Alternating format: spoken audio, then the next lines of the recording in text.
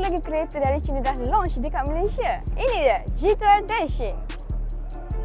Kereta ni datang dengan dua jenis variant, Comfort and Prime. So, apa beza dua jenis kereta ni? Untuk Prime akan dapat kamera 360 dengan blind spot detection, rear collision, traffic alert dan banyak lagi. Untuk desain G-Tour Dashing kali ni datangkan dengan desain yang sangat ganas dan sporty dengan lampu headlamp yang super sharp dekat belah tepi dan juga grill yang cukup besar. Memang nampak lagi ganas kereta ni.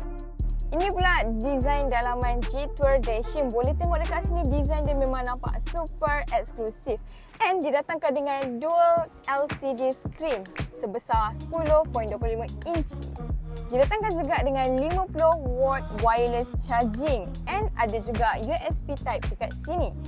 Untuk variant Prime, korang akan dapat wide angle panoramic sunroof yang memang cukup besar. Ini desain kunci untuk G-Tour Dashing ni memang super futuristic and lain daripada yang lain. Ini pula untuk keluasan seat belakang. Boleh tengok legroom dia masih ada ruang walaupun seat ni dah ke belakang. And headroom dia pun banyak sangat space. Untuk bahagian seat belakang ni, dia tak terlalu menegak. Jadi, sesuailah untuk pemanduan jarak jauh. Dengan harga bermula RM109,800 Malaysia, korang rasa berbaloi tak SUV G-Tour Dashing ni? Cuba komen!